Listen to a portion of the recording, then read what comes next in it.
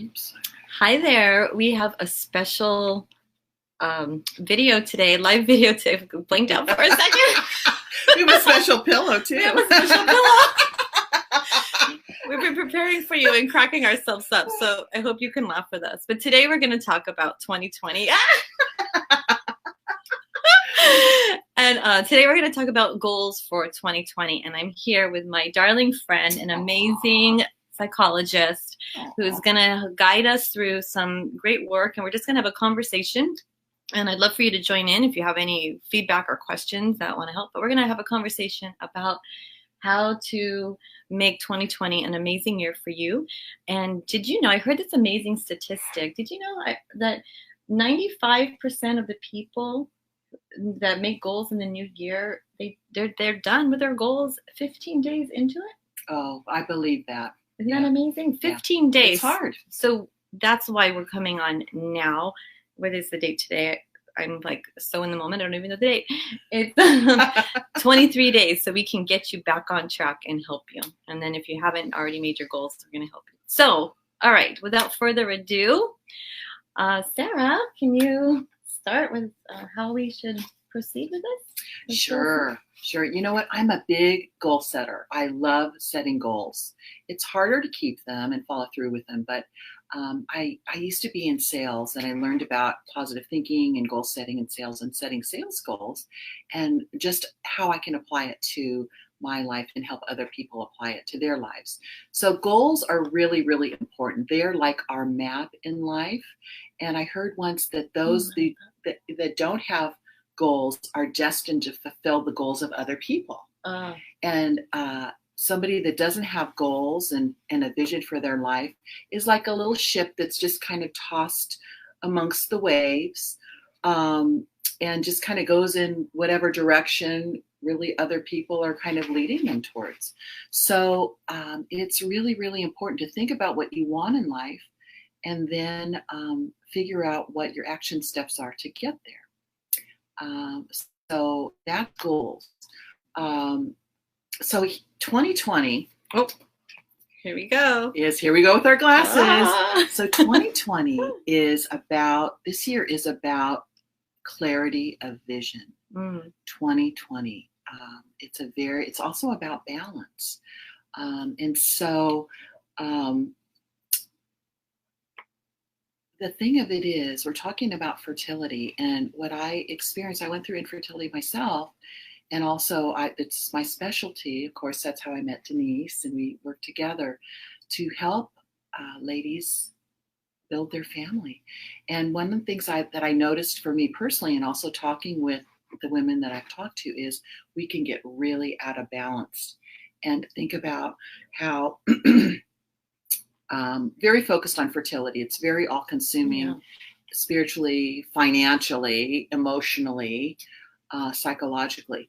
So it's important to have fertility goals of what you're going to do and how you plan to do it, but also to have other goals in other aspects of your life, so that you can create and experience that balance and doing things that give you pleasure and feeling a progression in those other areas too. Because that's another thing about infertility, is we can feel very stuck developmentally. Everyone else is going on, having baby number 1, baby number 2, baby number 3, and we aren't doing that, and it can be very isolating. So I like having goals, thinking about goals in various aspects of life. So goals as a couple, goals, spiritual goals, work goals, because most of the ladies I talk to they have a career or they're employed. Sometimes people are thinking about switching jobs. Sometimes people are thinking about leaving jobs and having that more time and space to do the fertility treatment. But so goals in the career mode, family goals, spiritual goals, goals as far as our physical environment, our house, cooking, health goals, fitness goals. So sometimes it's nice to lay those out in different categories and write those down for the year. And then even maybe sometimes what people do is break them down for the quarter. So I like to do that. You figure out what works for you. It's not about getting overwhelmed. And even just writing them down plants a seed. Mm-hmm. So I love this concept from Shakti Gawan. She wrote a book called Creative Visualizations. And she talked about having the thought is the seed. And so sometimes even that is enough. But we plant seeds, and watering them and tending to them usually help them grow. So those are my thoughts about goals. And Denise, you had brought up something about reviewing the year. So I think that's important too. Do you want to talk about that? Sure. So, but first, if I don't mind, I think that's it's really beautiful put with the analogy of the seed, because it's so true. And I think it's in line with like whatever you focus on will create. So even if you set the intention, you start to lead towards that way little by little, making little steps for that. I think it's very powerful, very powerful. So I was sharing with Sara earlier, one of the things that I do every year with my family and my team is I like to reflect on the year, on the past year, and learn from it, and learn so I can grow. So I look at my wins and my successes, and then I also look at what didn't work and what pains did I have that I really just kind of want to learn from and then leave behind, so that I can start fresh in this next year. So those are some things that I really like to do. Some wins to celebrate, because I find that it's really important to look back from where you've been so you can really see how far you've come. And I see that a lot of times we get caught up in the minutia of everything, and we're always looking for the horizon. We're always looking for the next thing and trying to be, up here, or this being we have in our mind we're supposed to be, but really it's really a never-ending journey to get there, and we need to look back on progress. So I think focusing on progress is really important. Yes, I think that's a really good point, because I noticed that the ladies that I work with, they are very focused on what's the next indicated action or feeling stuck. And I sit there and I just feel so honored to know them and hear their story and see how far they've come, how much they progressed. And so I think having that personal reflection is important, because we can get so swept up into the next thing. And it's amazing how much we have accomplished usually when we do this. It's kind of like writing a resume. I don't know if you've ever had this experience, or a CV, and it's like, wow, I've really done a lot. I'm really good. Because we forget we're in the process. Right. And so that reflection is so, so important, Denise. You're also reminding me of a wonderful New Year's ritual that I like to do for myself and for my clients. And that is, it's letting go of what we want to leave in the past year. So for this year, it was letting go of the people, places, and things, the thoughts, the situations that we want to let go of and leave in 2019. And so there's a lot of different ways of doing that. What I like to do is I like rocks and stones, and so I like to get hematite, which absorbs negative energy, and then that's a stone that you visualize those things you want to let go of, and then you do let go of it in nature.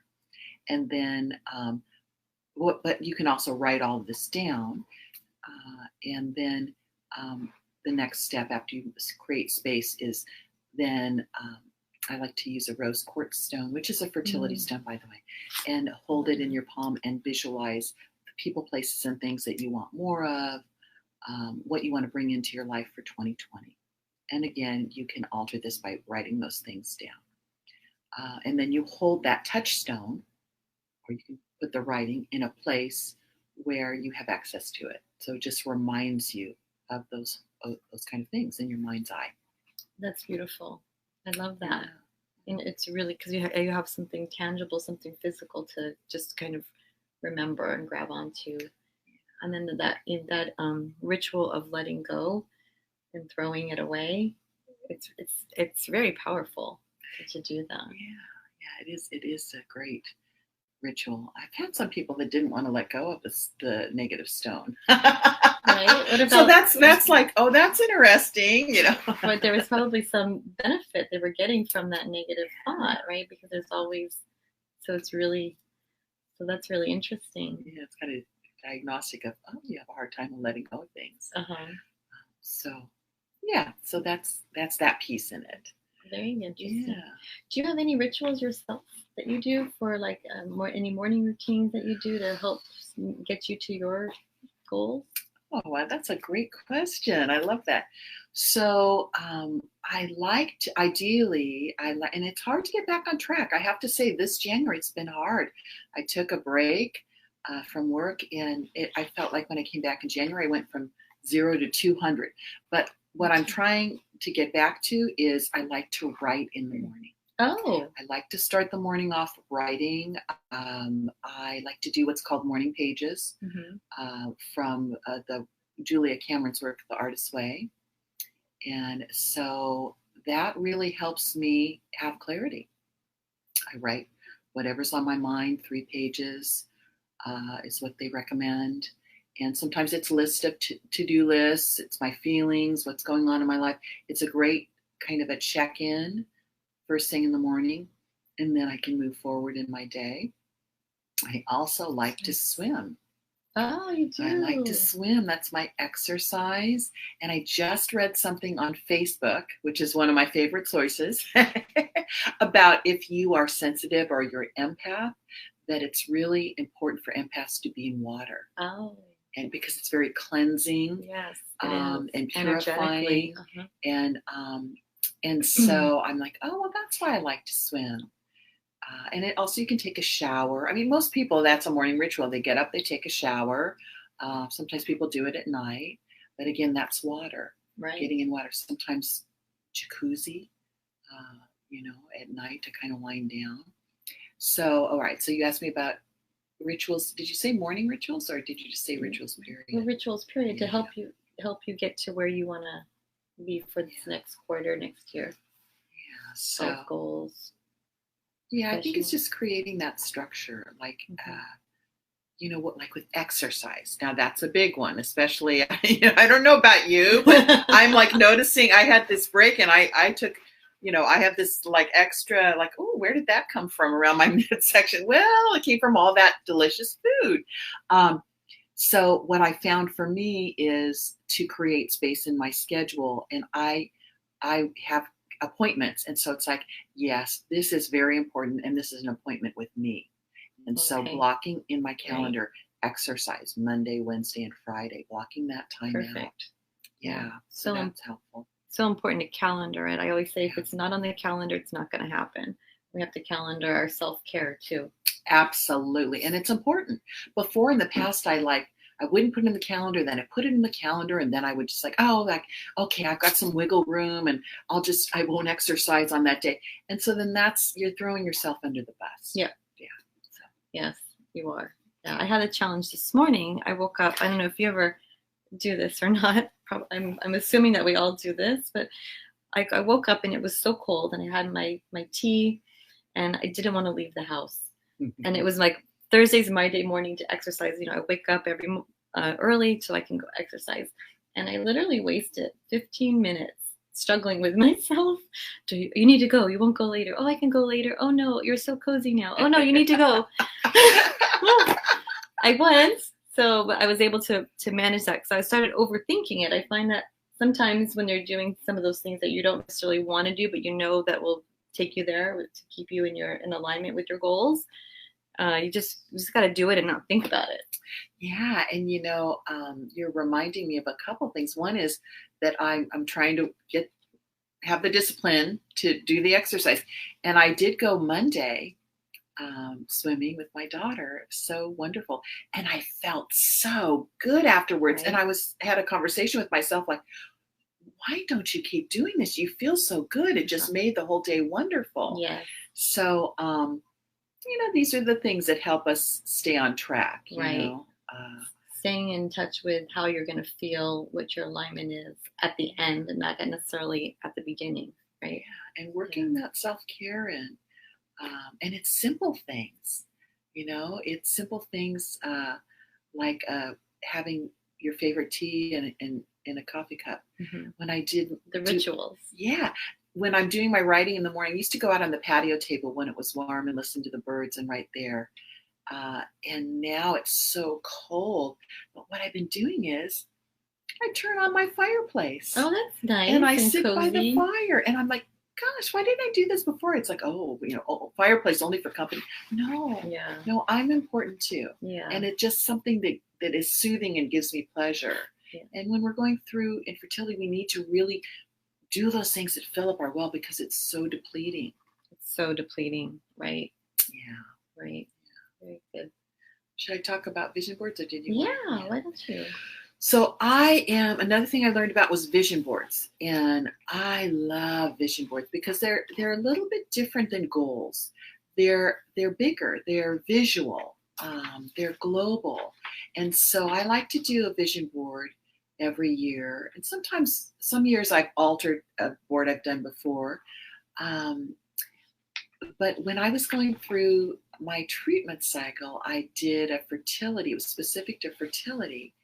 And it was just so powerful. I had like healthy fertility foods on the board and exercise, and my support group was on there. Resolve was on there. Acupuncture, because I was doing acupuncture and I believe in that. And then I had a picture of Christy Brinkley. Christy Brinkley. Yeah, I think she was pregnant with Sailor at the time. And I put a picture of my face on her pregnant body. Oh. And it was kind of scary to do it. It's like, I don't know. But it worked. It worked. It was so, and she looked really good too. Yeah, I bet she did. She's amazing. And so it was just a great visual that I had amongst the other visuals as far as how I wanted my life to be, how to manifest it. And again, with the vision board, I love you in these glasses. Put mine on.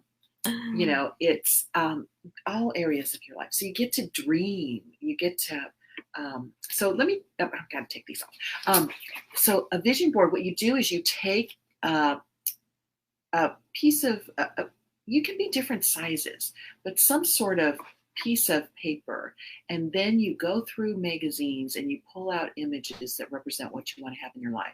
So sometimes you have ideas of things that you definitely want. Like for me, I wanted my sports car, and this was my dream car. And so what I did is I did Google image. I Googled it. I printed out the image and I pasted it on the board, and I got the car, and I was able to take it off because that vision was accomplished. So you can do those kind of things that are very specific. Yeah. And then also too, I think it's good to have that dreaming time, that kind of looking through. Oprah's one of my favorite magazines to look through. I love Oprah. Yeah. And love her. Yoga magazines and health and shape and fit, and looking through at those images of what you aspire to. So that's what I'll say about vision boards. And then post it in a place where you can see it. Maybe take a picture of it, have it on your phone. You want it to be private because you don't necessarily want people going, what's that? Oh, why do you have that? It's for you. But it's a reminder to stay focused on. Keep your eye on the prizes. Keeping your eye on the prize. What you focus on was what you're going to see, right? Yeah, exactly. Yeah. So that's great. That's a great exercise. I love doing the vision boards. It's so powerful. Again, it's one of those things about setting your intention. Yeah. And it's interesting to do it with your spouse. I'm just thinking that my husband did one and I did one, and it was interesting to see what his looked like. There were things that were overlapping that we both had on our boards, and then he had certain things that were specific to him. Yeah. So, So I would make a suggestion while you're making goals. Tell me if you agree or want to, I always like to do like a a 5-year goal, 1-year goal, but then breaking it down even more. And I find myself, so something for me this year is like, I feel like, for example, I should be at the top of the staircase. Like I want to skip, somehow I want to jump from the bottom to the top of the staircase and like skip all the stuff in between, right? So I find that it becomes overwhelming and stressful. So I've been able to, for me this year, is prioritizing and really figuring out what I want to do and what I can really manage on my plate. And so I'm breaking it down into quarters. Oh, nice. Like you actually mentioned that earlier, and then seeing like what are my top 3 things that are going to move the needle the most for me this year and this quarter. And then once I attain that, then I can make the next step and just kind of break it down. So I'm trying that this year. That sounds excellent, Denise. That's really specific. It sounds like you're really thinking about what are the priorities and what are the actionable steps. And sometimes those steps are step 1, step 2, step 3. Do this first and then move on to this and then move on to this. So I think that's really very specific. Yeah. And that's really helpful with goals. I think, don't let it stop you, folks. If that, begin where you are. Yeah. Denise is an advanced goal setter. Oh, is that advanced? But so it's okay to begin where you are. Enter into this, just like Shakti says, it starts with a seed.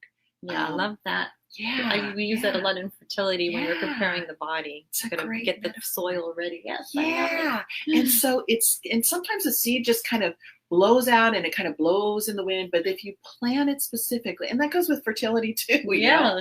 And so, but begin where you are. Begin where it feels comfortable, where you can enter in, and be gentle and kind with yourself. Because the goals and the vision boards aren't designed to beat oneself up. Right. So important. Because sometimes, like when I've done vision boards, I'm like, oh, I don't want that anymore. Sometimes it's really like this process of putting it out there. And sometimes it's like, well, no, that's not what I really want. Mm-hmm. The goals can switch and change. That's why it's good to, take a look at them too. So just be really good and gentle with yourself. Begin where you are, and then nurture and direct the seed as much as you're willing and able to. Beautiful. Can I ask you a question? Yeah. So how would you suggest somebody, because I believe that you want to set yourself up to win, but at the same time, you also want to stretch yourself a little bit. Mm-hmm. So how would you suggest you can do that without failing? Because you don't want to, and knowing where you can stretch, do you know what I mean? I'm laughing. I'm smiling. I'm smiling. There's such value in years of experience. Yes. One of the things that I've learned, I am a very impatient person. You probably know this about me already. I like things and I like them yesterday. Mm-hmm. And I like things, I have like a fast pace, like my French teacher used to say, beat, beat, beat. And so but what I've learned is that things usually will take longer than I want or think they will. Yes. So that's why, like when I've done the vision boards before, we've said, 2020 and beyond. Oh, because sometimes we plant a seed and it's not, life's not linear usually, especially with infertility. Are you kidding me? And so sometimes I've had things on my vision boards for that year and it didn't come to fruition until 5 years later. Interesting. 10 years later, so, I mean, certain things have a timeline, but I think that that's important to know.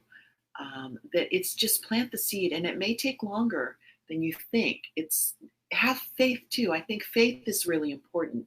Faith is really important. To just breathe and, breathe and pray if you pray and just, this is what I'd like or whatever else you have in mind for me, Yeah.